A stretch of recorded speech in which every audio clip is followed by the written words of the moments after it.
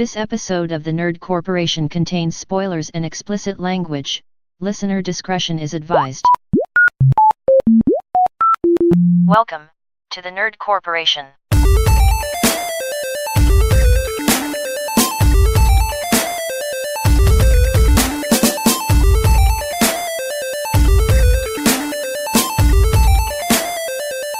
Welcome everybody, my name is Eddie Lyon. I'm Dr. Nick. And welcome to the Nerd Corporation.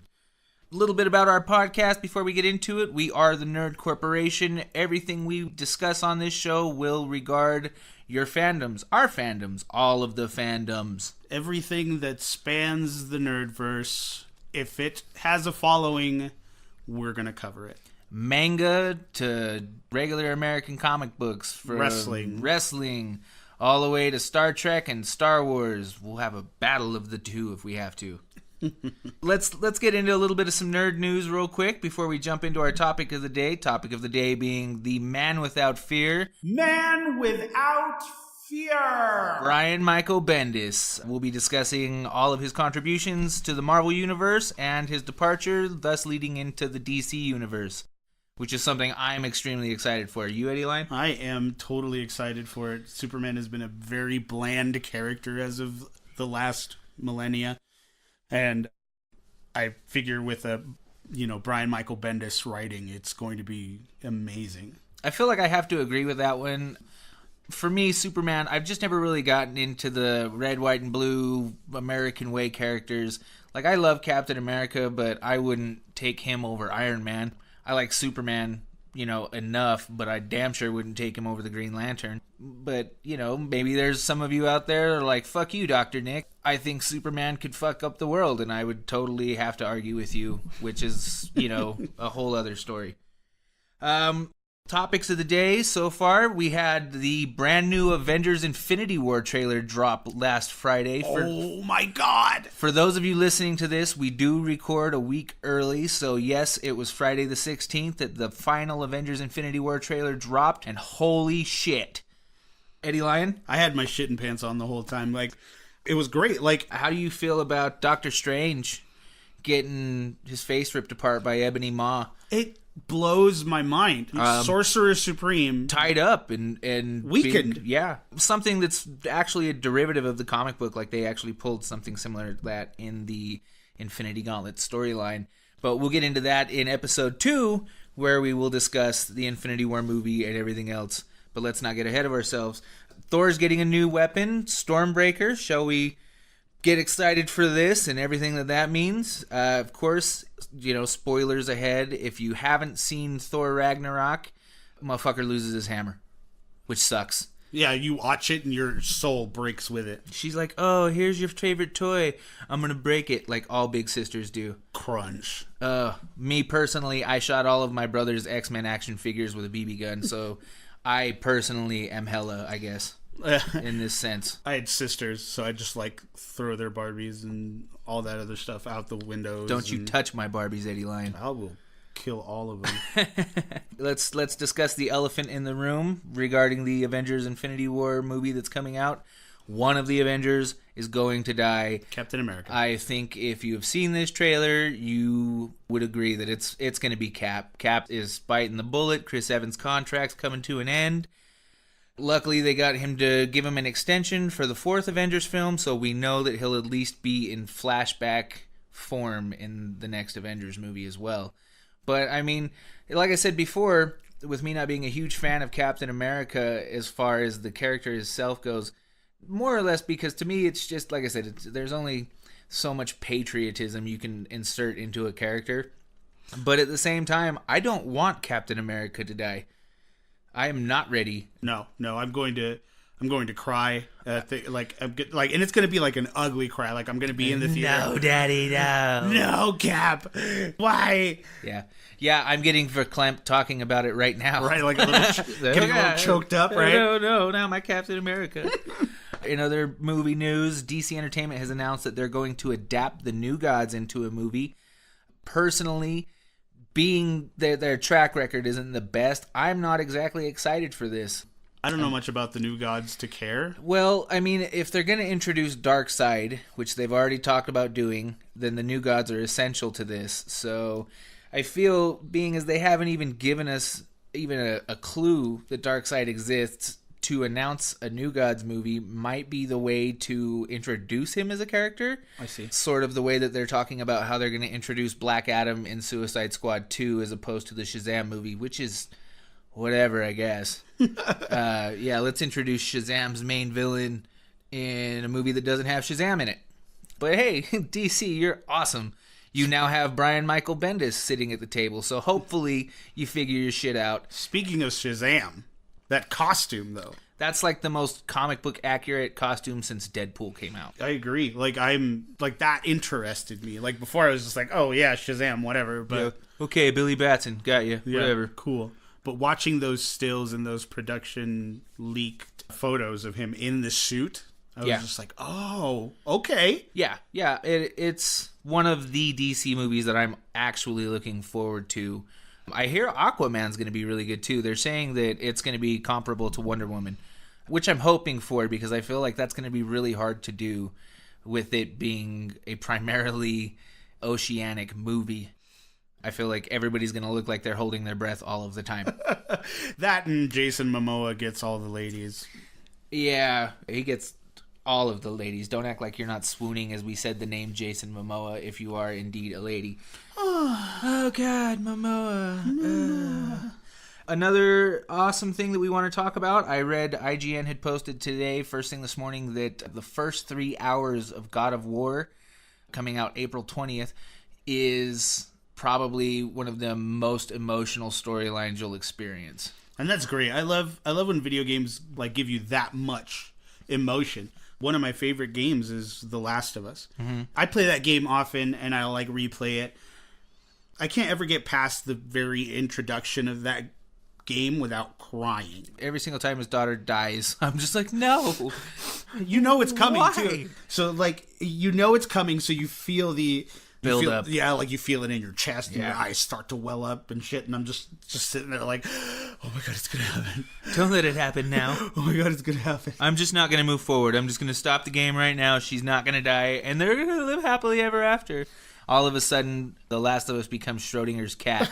If I don't play the game, she doesn't die, right? Right.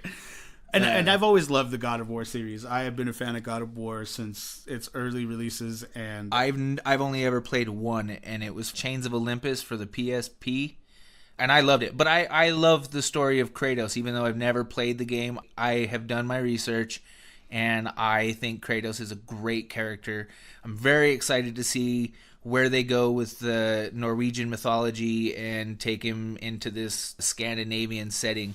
I remember when I saw the first footage, the game trailer at E3 from E3 last year, I literally probably dropped a deuce right there sitting on the couch. It was just like, oh my God, PS4 version of fucking God of War, bring that shit. One of my the coolest things that when I found out who voiced Kratos in the guy from Living Single. Right, Terrence T.C. Carson. Yeah. I was just like, oh, man. He was the guy that was always over Max, correct? Yeah. Yeah, he was just on her nuts. And, that makes it better for me, in a sense. Yeah, so beyond that, we will hold discussions every week on this show and present topics that we would like you to write in for us. This week, the topic being, please name your top 3 comic book story arcs of all time. Put a lot of thought into this one myself. I try not to be biased towards any one of the major labels or any of the indies, but personally, my top 3 would be, I would say, Blackest Night, being the Green Lantern is, for lack of a better phrase, my nigga. And I'm just about it. I love every iteration of the Green Lantern. I love Jon Stewart, Kyle Rayner, Guy Gardner. But if it came down to it, I think the way that Hal Jordan impacted the Lantern Corps and subsequent Lanterns after is an amazing representation of the character. And see, I've grown to appreciate Green Lantern through you. I didn't really have much of a frame of reference or frame of context as far as the Green Lantern was, but reading and your suggestions have really given me like this nice perspective about how cool. Yeah, Green he's Lantern really honestly just worth the time to put into it. If you really honestly want some good storylines, Emerald Knights is a great story. I would also say The Brightest Day, which would be the sequel to Blackest Night. Really honestly, just go read the Green Lantern comics. Classic character, just really good, solid character. I would say my second all-time favorite story arc would be a Marvel story arc, which would be the Age of Apocalypse. Just kind of like an alternate future where, you know, Cyclops is literally a Cyclops, like Wolverine cuts out one of his eyes, and in turn, Cyclops shoots off one of Wolverine's hands. Apocalypse is taking over the world. Gambit's running his own squad of heroes called the Externals. And it's just awesome. So my second pick would be the Age of Apocalypse, simply for all of the alternate takes on these characters that you obviously love like I love, because hell, we're all nerds here at the Nerd Corporation. Third and final for me, being as I'm old, I remember when Superman died. So the death of Superman for me, even though I'm not a huge fan of the character, was very impactful, because you have this character who, by all means, can't be defeated without a rock. He's invincible. He's just the epitome of strength and a tower of, you know, positivity in the universe, in the DCU. And so when he died, for me, even especially as a kid, I was like 12 years old when Superman died. Right. It was just a shock. The cover alone, where you had Lois Lane holding him up and his cape was torn like a flag, and it's an iconic image for an iconic character. And so I really honestly think, if we were going in order of 1 to 3, 1 being the greatest, Death of Superman would be at the top because of the impact that it had on the comics world in general. Eddie Lyon, what are your top 3? The first comic that I really ever got into, like the real arc of it all, like that I didn't just read a sporadic, you know, issue here and there. The first big arc that I ever got into was a Brian Michael Bendis written event. It was Daredevil, the Man Without Fear. And it just, like, the writing styles, I got into it. Like, it was juicy, and it was just like, oh man, like, this is crazy. Like, this is what comics are to me. Well, and you know, Brian Michael Bendis wrote a majority of that storyline over a 55-issue story arc. So that is very appropriate considering the topic we're discussing. What's your number 2?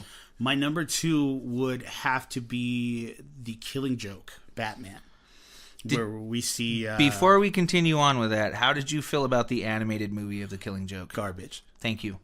Garbage. Like, thank you. Did no justice to what The Killing Joke really was. I mean, it was rushed. And then we had that sex scene with... Batman and Batgirl? What the fuck was that shit? Batman does not fuck Batgirl. I don't give a shit. Right? Robin can fuck Batgirl.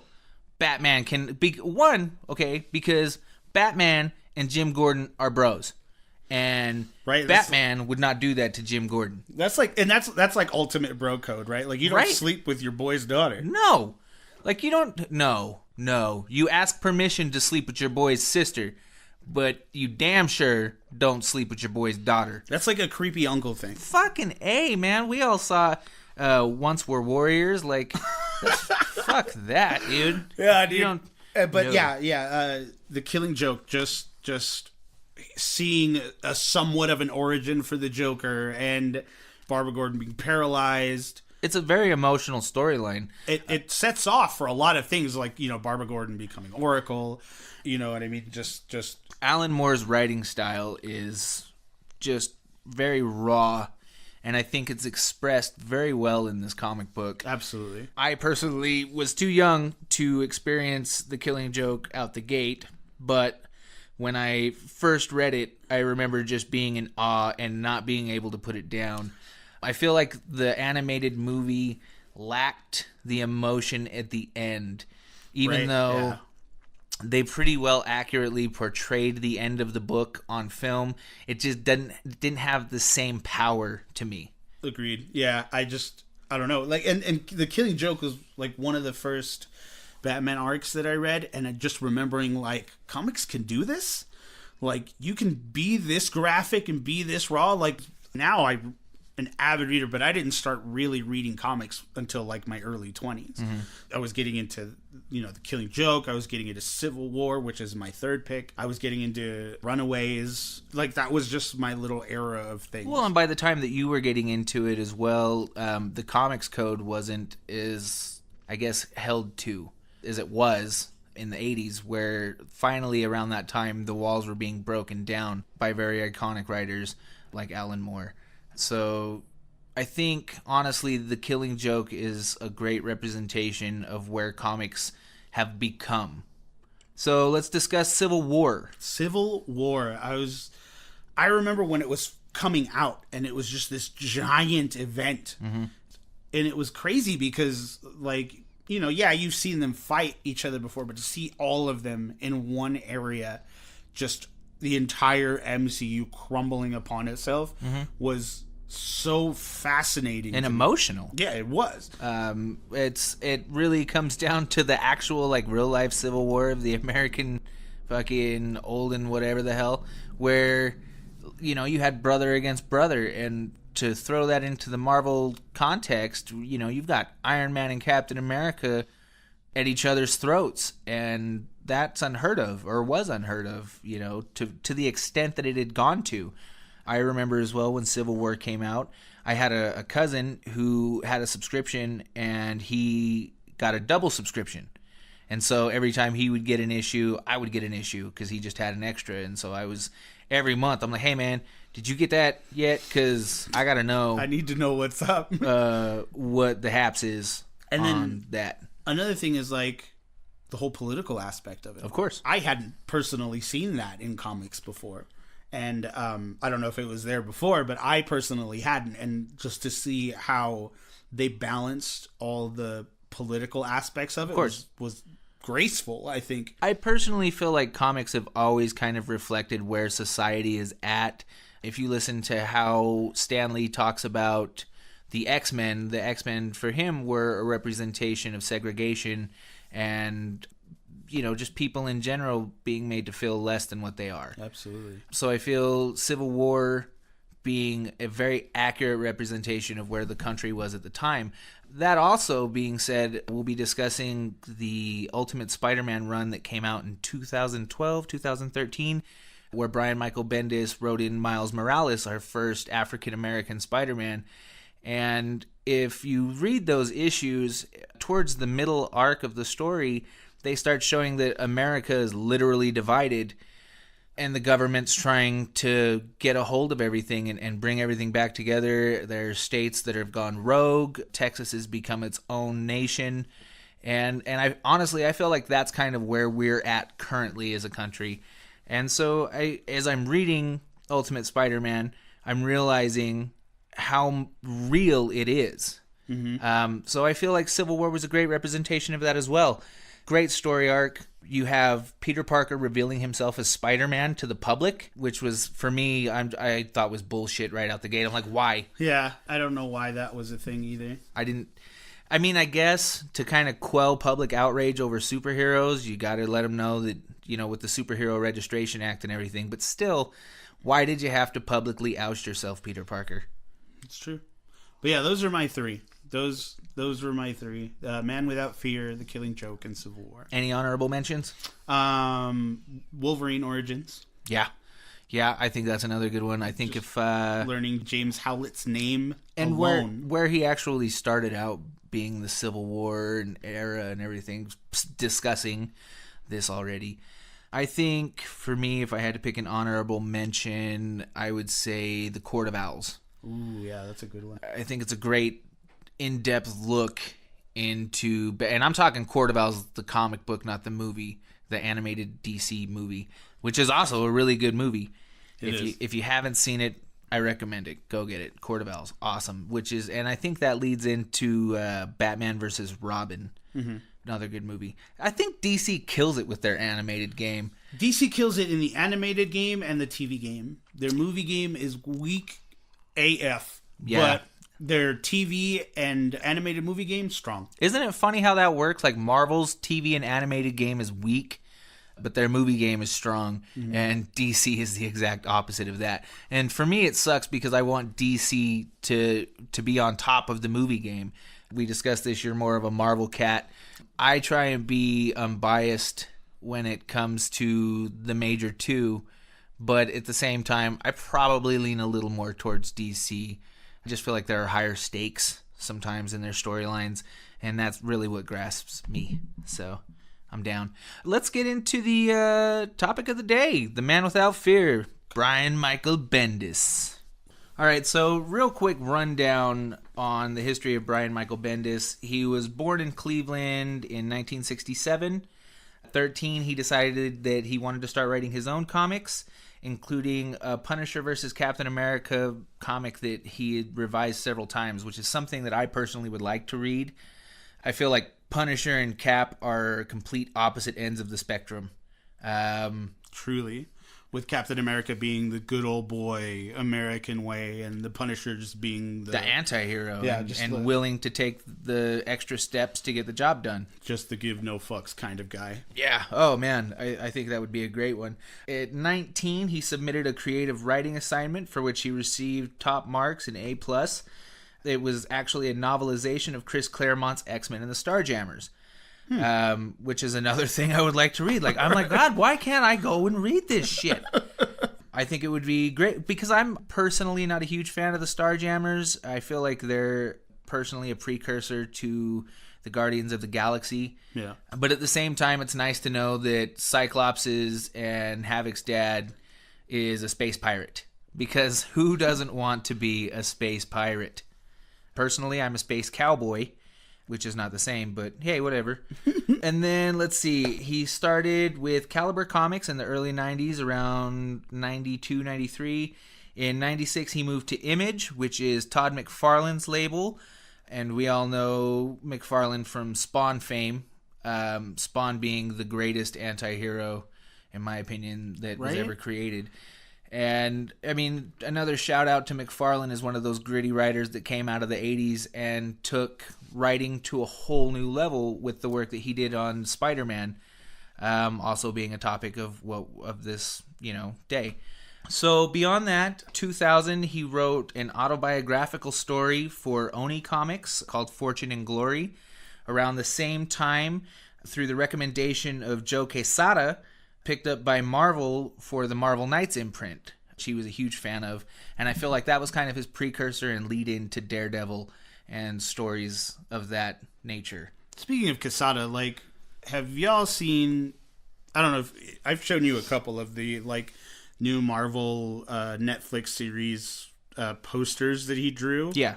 Oh my God, Quesada's a gangster. He's just awesome all around. I feel like if we had Quesada in the late 90s, there wouldn't have been like that shelf where comics were kind of getting stagnant. Yeah. But around the same time, though, that's when he was making his name. So really, it was just a developmental piece for him, I think. So we'll have to do a Quesada episode one of these days. I agree. Just absolutely love his work.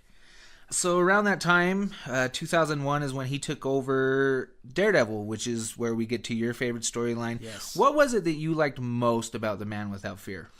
Just the way it was all brought out, just this gritty, almost broken. It was a very noir storyline. That's the word I'm looking for. Noir. It was just very noir, even in its drawing. It was very rough. Yeah. Yeah, it wasn't a beautifully, in a traditional sense, wasn't beautifully drawn. It was very rigid. The colors were, basic. I can agree that it's probably one of the better Daredevil storylines. I also, when we do an amalgam thing, I feel like they should have mixed Daredevil and Batman as opposed to Wolverine and Batman. I agree. Because I feel like they mirror each other very well. Bat-Devil. Yeah, right? Why? Devil Bat. God. So, around 2006 is when Brian Michael Bendis stopped writing the Daredevil comic. In that time, around 2001, actually, is when Marvel put him on their less comics code adhering Max imprint, where that's when he took over Alias, which is Jessica Jones, which is something that we're both a huge fan of, the Marvel Netflix series and the comics. Very adult-themed material, and I think he did that for 28 issues before he actually took some of the characters that he had pioneered in the Alias comics to other avenues. I'm a real big fan of like turmoil. Like I just like inner turmoil. Like I just love seeing broken people. You know what I mean? Like and Jessica Jones is broken. Yeah, you know what I mean? And to see her, like, it's cool because there's never a solution for the broken. You know what I mean? Like for being that person. She covers it well. She just takes it. You know what I mean? She just, hey, I'm always going to be broken, so I guess I'm just going to do what I can. Whiskey. Right? Yeah. I think they fleshed that character out really well on the Netflix series. I think my only issue with those shows was the handling of Iron Fist. I was really sad about that. Yeah, they made him out to be just like this sniveling crybaby. Yeah. And, I mean, I get it. You were abandoned or orphaned at, 12 years old and raised by monks. But you were raised by monks, and monks don't act like fucking 5-year-old children. It's true. Like, if you were raised by monks, you wouldn't care about like, and it's crazy because he encompasses all the things that monks are supposed to be, right? Like calm and collected and cool. But then a little bit, like, I guess his emotions get the better of him. So, like, I guess he probably wasn't listening too well. Yeah, he didn't pay attention at Kunlun. Yeah. You beat a dragon, but you can't master your crybabyisms. Right, like you can't... this is my company! I thought you guys loved me. I thought we were friends. We grew up being friends. You're supposed to give me all my money back now. Dragon Fist! No, I'm not a fan. Beyond that, I think we're going to move on to the topic of the day being... God, dude, Ultimate Spider-Man. The creation of Miles Morales. Oh, my God. Probably... Miles Morales is probably one of my favorite Spider-Men. Like, I just because, like, I'm a big Spider-Man fan. Of course. I love Peter Parker. I love Miles Morales. Any iteration, 2099, Noir Spider-Man, they're all my favorite. Yeah. But Miles Morales is probably the cooler one for me, just because he's brown. That's yeah. Like, yeah. If we're gonna get into it, yeah. I think it gave kids who weren't your typical suburban white kid a hero to look up to, and not only a hero, the hero of all of the heroes. I think every kid loves Spider-Man. We all wanted to be Peter Parker growing up, and fortunately enough, I feel like Brian Michael Bendis heard the people and gave us an ethnic Spider-Man. And it's such a great comic book arc. I hadn't read it yet. Eddie and I decided, out of all of the Brian Michael Bendis storylines that we were going to cover for this podcast, that the Ultimate Spider-Man that came out in 2011 was going to be the one that we followed out of all of them. And there are a lot of good storylines that he was a huge part of. Secret War, House of M, Secret Invasion, Age of Ultron, Man Without Fear. He even had his own creator-owned imprints that he put out, Scarlet being one of them. Another great, independent storyline. But I don't think any of those impacted the world, not just the comic world, the world, like Miles Morales as Spider-Man. Exactly. I think bringing in that diversity was crucial for me, anyways. Of course, reading it and then being like, "Oh, dude, it's a brown Spider-Man." Yeah, I think an ethnic Spider-Man was the way to go. Especially for taking the boring out of the character. As much as I love Peter Parker, but I feel especially the way they transitioned. They acknowledged that Peter Parker was Spider-Man. They acknowledge his time as Spider-Man, and then he dies. Spoiler, dies. And then you just have everybody mourning Spider-Man, and then out of nowhere, you get a new Spider-Man, and people are like, "Wait a minute, I thought that guy died." And it made me happy that they were able to rebuild the whole getting bit by a spider thing. Yeah, it wasn't stagnant, and they even gave him new powers. Yeah, which I thought was awesome. I was like, wait a minute, what is this venom sting of his? What is this? Camouflage that was another thing that revitalized Spider-Man for me. Was not just being like, oh, he got bit by a spider too, now he's got all the things. And the fact that he was just this kid, like just some kid that didn't know anything. No. And you know what I mean? So, well, he didn't even have web slingers for like the first 3 volumes of that. Yeah. And that was the thing that I loved about it, was that he traveled. He ran the rooftops. Yeah. I just watching the venom strike and the camouflage and him just trying to take the mantle, also not wanting it. Yeah. Because let's face it, what 13-year-old kid wants to get out of bed, let alone go save the world? That's a lot of pressure if you're 13. Yeah, I mean, at that point, you're not even really talking to girls yet. At least I wasn't at 13. I was reading comic books at 13. Right. So I really identified with that. I think one of my favorite lines, too, there's a point when Spider-Woman hits up Miles Morales, and his best friend, Genki Lee, is like, you know what this means now? It means you're talking to girls. And I just found the innocence of that line very defining of the character, and really let you know where he's at in life as far as being a kid goes. It shows you his naivety, you know what I mean? Very much. It shows his novice. Right? Kid ain't even talking to girls yet, and you want him to go save the world. You want him fighting the Scorpion and shit. Like, come on, man. Speaking of, Aaron Davis, right? In that the Prowl, aka the Prowler, yeah. In this arc, pisses me off. I was mad at him because he comes off as so cool in the beginning. He's just, hey, yeah, you know, man, I do a few bad things, but come here and kick it with me, young blood. I'm the cool uncle. Oh, look at this Jackie Chan movie. Isn't that awesome? Because we all have the cool uncle. We all have that one family member that we love. And then to take that and twist it and corrupt it and make it something that you hate, the way that they did that was so perfect for me. Because when they introduced Aaron Davis, I was like, oh, hell yeah, look at this. This is the guy that empathizes with this kid's reality and who he is. And he's the person that he can turn to when he needs someone to turn to. And he exploited that. He took something awesome and pure, and he tried to manipulate it. And he took his trust. Yeah, he did. He took his trust and decided he wanted to do whatever he wanted with it. And I gotta tell you, I hated that son of a bitch. When he died, I was just like, yeah, motherfucker, take that. How does that feel? Right? Explosion. God! Boom! But at the same time, I felt for Miles because he didn't want his uncle to die. Regardless of all of the shit that he had put him through, it's his favorite uncle. Like, he's the cool uncle. You don't want to be the cause of your uncle's death, even if he is an asshole. Yep. So I really loved how they tackled that.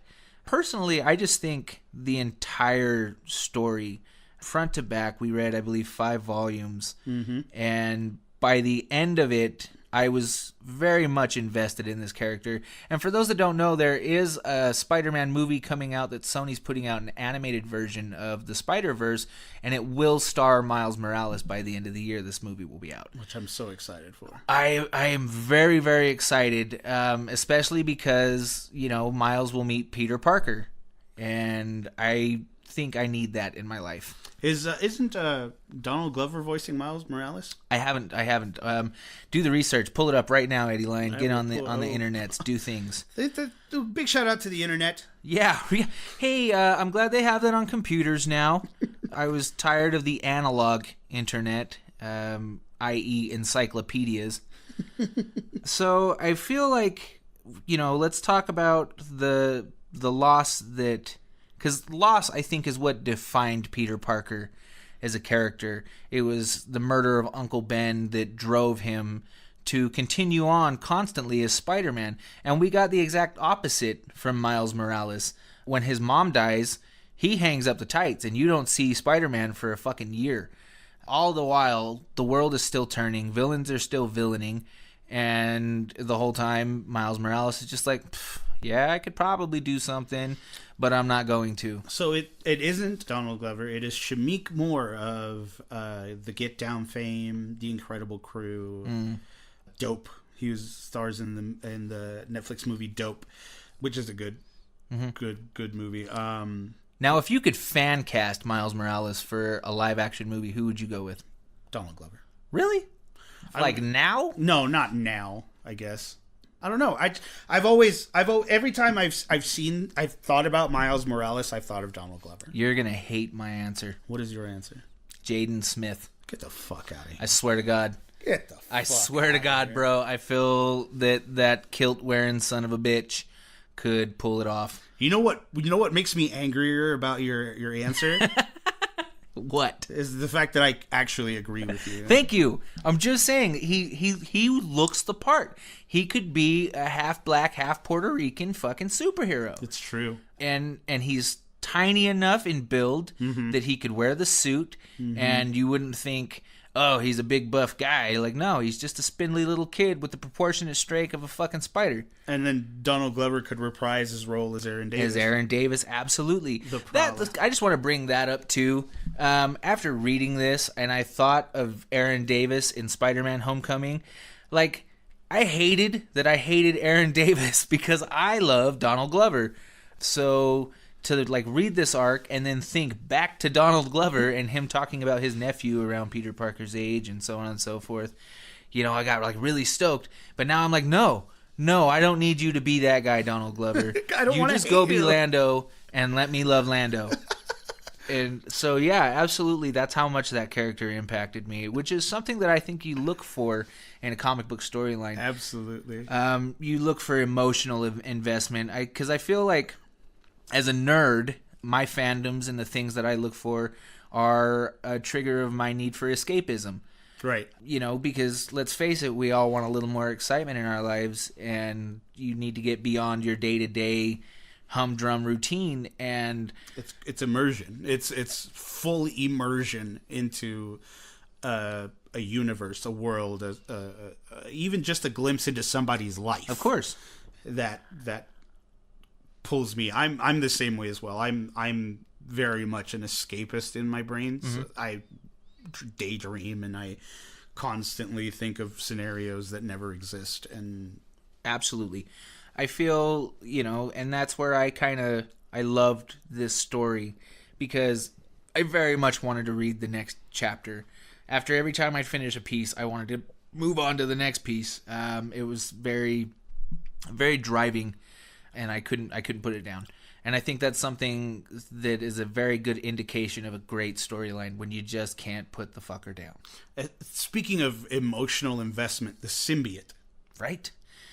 Like, can I just say that I was really, really happy that they brought Venom into this storyline. And at the same time, like, they reworked it in the sense that Venom, the symbiote itself, is addicted to Spider-Man. He referred to him as my Spider-Man. Yeah. Which makes me, think of Gollum in The Lord of the Rings and his Precious, and I feel that that's a great way to pull that character together. It was an obsession. That's all the symbiote wanted, was Spider-Man. Yeah.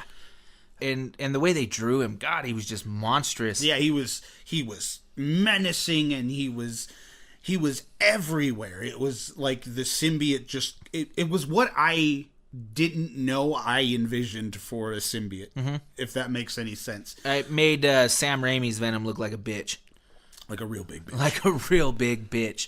And I personally, I loved, because, the whole time they're fighting, I'm thinking to myself, motherfucker, this Spider-Man has powers that Spider-Man didn't have. And sure as shit, when Miles hit him with that Venom sting and it just shocked him and blew the symbiote apart, I was like, bam!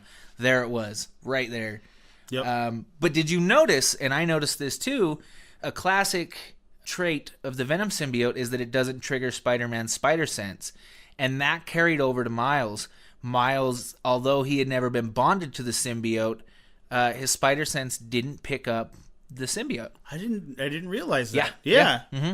That's way cool. Yeah, so it really just kind of shows the similarities of the two characters. Though, Miles has his own traits and his own, he still has the base root of Spider-Man's powers. So I loved the way that worked out between in the battles. Also, let's talk about the death of Miles' mom. Oh my God. I was reading the comic. I was sitting at my table with my wife, just eating food, and I was reading the comic, and I get to the point where his mom dies, and I verbally express myself. I'm like, no, and my wife looks over at me. She's like, what's going on? His mom died, and she's just like, okay. Yeah, I got the same reaction. I feel like you and I were just reading these at around the same time because I was reading this specific part when I was eating dinner, and same thing, hand over my mouth. I put my phone down, and I was just like, hold on, I have to take a moment to breathe. Miles' mom just died, and she imparted upon her last breath a sense of pride in what her son was able to do. Like, when she got that last minute just vibe that her son was Spider-Man, and she took charge, and she was like, you leave my son alone. And then, note, it wasn't even Venom that killed her. It was stray bullet. Fucking cops. And I think that in its own right also speaks on current society, where you have cops just shooting willy-nilly, and innocence is getting caught, and we're dealing with the repercussions of it. This happened to Spider-Man. Spider-Man's mom was killed by a stray bullet from a cop, and there was nothing they were in a hospital, and nothing. Full of frantic running people. Yeah. And for some reason, this cop was like, I'm going to shoot at the thing that's giant and killing everything else because bullets are going to hurt it. And at the same time, like, there was nothing that they could do to save her. She was damaged and injured to the point that even in the middle of a hospital, they couldn't even resuscitate her. And just those words, look at what you can do. Yeah. Yeah, I think, honestly, to me, those final words were more impactful than with great power comes great responsibility. Yeah. Yeah. Look at what you can do. Like, look at the possibility within yourself. Like, look at you. Look at your awesomeness with your spider sting, you son of a bitch. Just, oh man, that was one of the most heart-wrenching things to read. It's been a long time since I've been affected like that by a comic book. Agreed. Where I had to actually take a moment and, like, recompose myself. Like, okay, we're going to jump back into this now. And Spider-Man is going to be Spider-Man. And he's not. He's not for the next fucking year. He puts it down. Yep. By the time we see him again, he's talking to regular girls with colored hair. And him and his best friend aren't speaking anymore because he decided to put down the mantle. And I think Genki himself was more into Spider-Man in the sense that he understood that Miles had a responsibility to the name and the powers. Saying great power comes great responsibility, but at the same time, like, Genki more than Miles understood that. Yeah, he understood the responsibility and the, like, obligation that he had to the people of the city and to the world, no less. Like, it's such a symbol, especially for New York City. Spider-Man in the Marvel Universe is iconic. Absolutely. And I love that Genki understood that. He and even then though, like, through that understanding of responsibility, I also feel like Genki wanted to live vicariously through Miles. Wouldn't you? I would. If my best friend was Spider-Man, I'd be like, bro, tell me all of the stuff. I would be the same way. I'd be watching all of the YouTube videos, all of the news reports. I'd be like, bro, did you really just defeat the Shocker? Like, holy shit, man. I would, I feel, and it's funny because, they have the character of Ned. They didn't say his Ned Leeds, but we all assume that Ned in Spider-Man Homecoming is Ned Leeds. But I feel like that character is a very much an accurate representation of Genki. Agreed. Especially with the building of the Lego Death Star. The fact that they, as I'm reading this comic, and he's like, you built a Lego Death Star with your own plans. And I'm like, that's my kid. Like, my 13-year-old loves Legos. And on that note as well, I have a 13-year-old. So as I'm reading this comic, I'm putting him in those shoes. A skinny little punk kid who is just trying to find his way in the world, who is forced to be a superhero because he got bit by a spider. let's face it, if you got bit by a spider, there's no way in hell you're just going to hide it and never do anything with it. Right. If you have the proportionate strength of a spider, you're going to go out and lift up a truck and be like, this truck right here? Like, yeah. It's just going to happen. There's no way in hell. So I feel that I was really emotionally invested for that reason as well, because I constantly was putting my son in Miles' shoes. And I can't say that I would be any more against my son being Spider-Man than Miles' dad was. So I absolutely understood the conflict there, which was, again, great to have that kind of emotional investment in the character. Exactly. It was just all in all, it was just like well written, well put together, well drawn. But I think closer to the end of the volumes, I feel like they focused less on Miles and more on Cloak and Dagger, Bombshell, and Spider-Woman. Yeah. I personally that's where I kind of trailed off on it as well. Like, I obviously went through it, the final volume to get the full, come around of the story. But at the same time, I felt like they could have given Cloak and Dagger their own comic with their own origin and everything else, not just shoved into the middle of a Spider-Man comic. Yeah, I feel like that was very... I don't know. Like, I feel like I understand that it's a build-up for a group thing, and you know what I mean? Like, the Cataclysm storyline that follows. They could have put that as the final 2 issues, though, and focused more on Miles getting his groove back. I completely agree. Which, on another note, is a great title for a movie, How Miles Got His Groove Back. So I feel, great storyline. I was very much invested. I loved every one of the characters. I loved the representation of Aunt May and Gwen Stacy being very close after Peter's death. Absolutely. I loved Spider-Woman being a female clone of Spider-Man, which I had no clue, and was just well, there's that then. Is it odd that I think Spider-Woman looks good, and at the same time, does that make me weird? Does that make me think that Peter Parker looks good? That's all you, Doc. Dude, it came with a very hard question for me. So really, I recommend it if you're listening to this podcast and you haven't read Brian Michael Bendis' run of The Ultimate Spider-Man featuring Miles Morales. Mind you, he wrote most of those, if not all of them, leading up to a little beyond 2013. Mm-hmm. So he started in 2011, and then as of 2013, he was still writing that, and I think he knew what he was doing. But in all reality, Brian Michael Bendis wrote most of the Ultimate series. He helped shape the Ultimates universe as to what it was. The New Avengers being a thing, and so on. I think it just really encompasses his talent and what he was able to do with Marvel. And personally, I feel you wouldn't have gotten the huge Marvel surge that you got if it wasn't for Brian Michael Bendis and Joe Quesada and Mark Millar and so on and so forth. All of these people are great at what they do. We wouldn't be watching Daredevil or Jessica Jones on Netflix. No, we wouldn't have those adaptations because, let's face it, it was Brian Michael Bendis' love of noir books that helped build these characters to where they eventually became.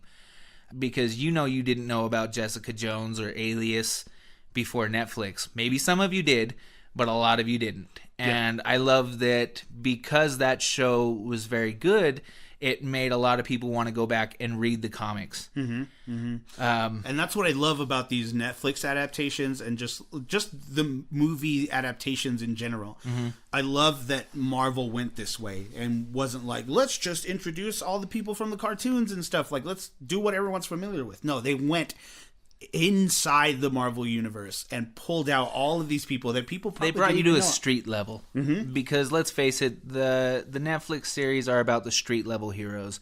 Daredevil's not going to take on Thanos any more than Hawkeye could. At the same time, Luke Cage is powerful, but he's not beaten the Black Order powerful, you know? Right. So I feel that they make those characters feel more personal because they're street level heroes. Exactly. And I feel like that was very important, I think, for... Oh, it reignited people's love of those characters, for Absolutely. sure. As much as I love Daredevil, I wasn't ready for that show, period. It's an awesome.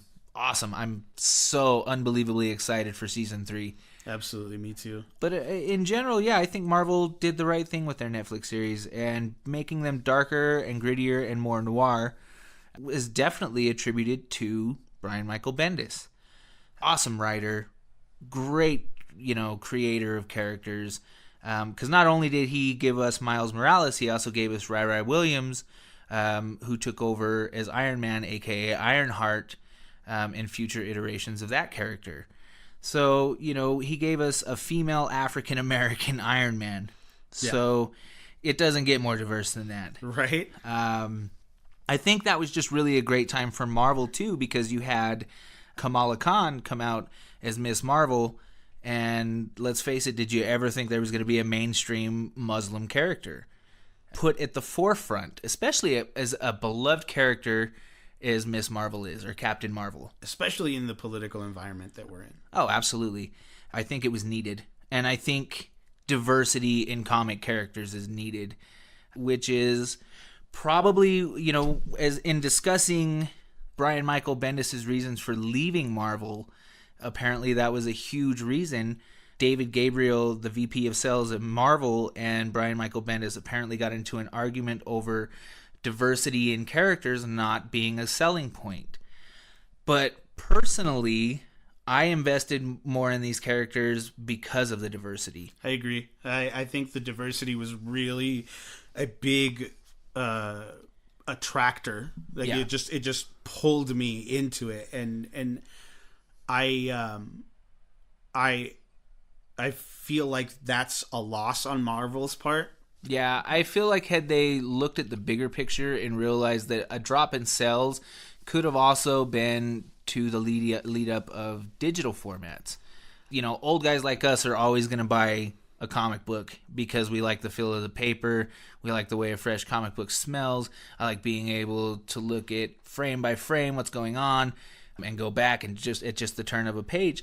But today's generation doesn't want to go out and buy a comic book. Yep. They want to be able to turn on their phone and have it delivered to them immediately and just be able to read it every month because it's getting sent to their email. Mm-hmm. So I feel like had Marvel looked at the bigger picture and not put Brian Michael Bendis in this box, he may have been a little happier. Other reasons, apparently his contract was coming to the end of its run, and due to the lack of sales, according to them, because of diversity, it wasn't likely he was going to get a raise, and with 4 kids, Brian Michael Bendis has 4 kids, regardless of where you're at in life, it helps to get a little extra money. I got kids! Yeah, I got kids! Shout out to Heath Ledger. Oh, God. Gimme. And then... Heath Slater. I was going to say, I was like, the Joker has... Yeah, he does have kids, but... So, on top of that, they were also taking the Miles Morales character and putting him on the back burner and giving Spider-Man back to Peter Parker, which is fine. In the world of comic books, there are always multiple iterations of a character, possibly 2 or 3 at a time, being written by different writers and being put out in different story arcs. I feel like they could have kept Peter Parker as Spider-Man and not put Miles Morales on the back burner. Yeah, I mean, give Miles Morales his one-offs, give him his stories. I mean, you can do both. I mean, This is the comics world. You can do whatever you want. I very much want to know what is going on in the life of Miles Morales, because so you gave me Peter Parker back, and that's fine. But, in comic books nowadays, not everybody remains dead. So they could have brought Peter Parker back, and I would have loved to have seen a team up. Yeah, like a training. Yeah, like let me show you what I learned in my time as Spider-Man. And I think they do get into that. I'll have to do a little research on it, but I do believe that there are a couple arcs where they do meet and Parker plays more of the mentor role regarding Miles Morales, which is something that I absolutely would love with that character, because I feel like they would get along, because Miles Morales to me is just as much of a smartass as Peter Parker. Absolutely. And that, I love that too. I love the fact that it wasn't so far off. And they even took a nod. He was like, oh, he's a smartass just like the other one. Yeah. Yeah, and I mean, I love the suggestion that Genki posed too. Every time you hit somebody, you say something different, like Sacagawea punch. Like, you know, like I felt like I probably would have quoted that shit. Like, Sacagawea, and kick somebody. Another reason apparently for Brian Michael Bendis wanting, or I guess getting a little stagnant with Marvel, was that due to Disney's acquisition of Marvel Entertainment, and they're putting Kevin Feige in charge and kind of giving him creative control of the entertainment end of these characters, Marvel Entertainment was no longer obligated to discuss their character progression with Marvel Comics. So that cut Brian Michael Bendis out of the movie picture, which is sad because when you think about it, we got the Nick Fury scene at the tail end of Iron Man in 2008 because Brian Michael Bendis sat down with Sam Jackson.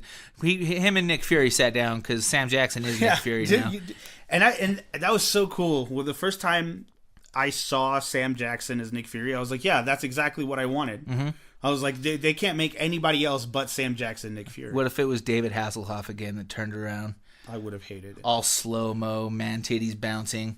There's the Avengers initiative. Shut up. Like that wouldn't have been anything that I wanted anything to do with at all. I would have been like, get the fuck out of here. And that was a good movie till you shit on it. Yeah. I love spaghetti, but it's got shit on it. Like that's exactly where that went. Or would have gone had David Hasselhoff turned around as opposed to Sam Jackson. You think he got mad? You think he got mad that he wasn't Nick Fury?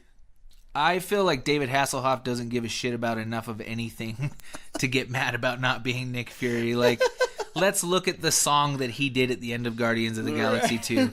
That fool just loves money. He doesn't care about how he looks. He's the Snoop Dogg of the movie universe. Fuck yeah, he is. We're going to have a David Hasselhoff cooking show next.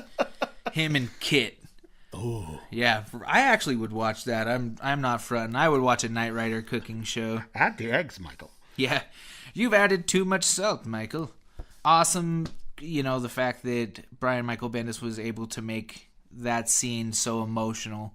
So it was sad, I feel, that Marvel wasn't willing to look at their top writers and say, what do you think we should do? And on that note, November of 2017, Brian Michael Bendis announced that he was leaving Marvel Entertainment for an exclusive contract with DC. And I think personally that excited me because it's going to revitalize Brian Michael Bendis in his writing, I think. I agree. It'll give him a new light. People who mainly lean DC will learn who Brian Michael Bendis is, and And the fact that he's taking on Superman. Mm-hmm. Oh my God. Like we said, a character I personally, I can't, I'm not, but now I'm interested. Like, I want to see what he's going to throw at him. And as per this podcast, literally, as I was walking out the door this morning, Brian Michael Bendis tweeted, all I will say is, last night I was sitting here in a LexCorp t-shirt, freshly shaved head, skinny, bald, and typing a list of horrible things to do to Superman that will happen to him. At what point do I come to terms with the fact that I may be Lex Luthor? I got chills. I was just like, oh my God.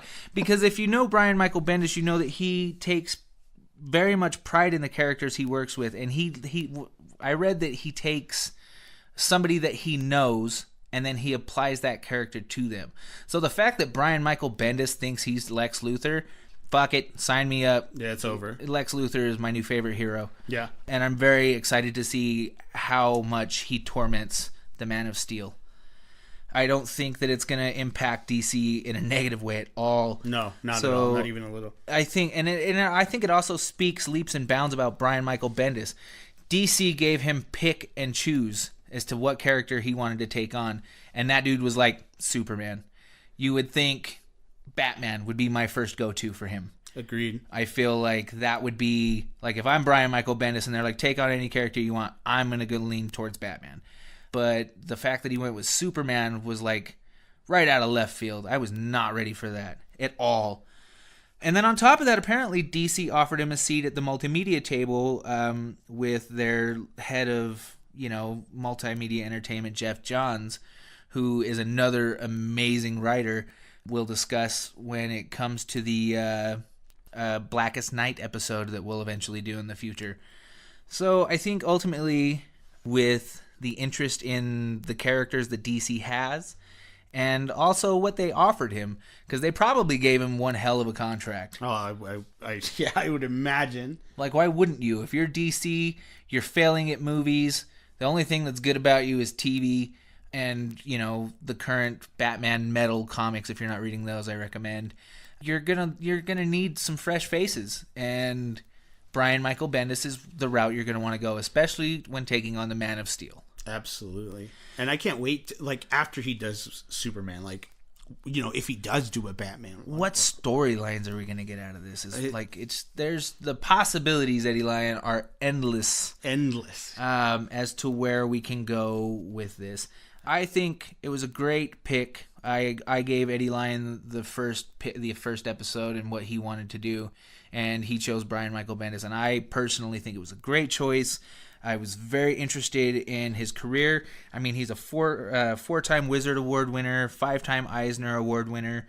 He's just an awesome writer, and he takes very much love and pride for his characters that he writes for.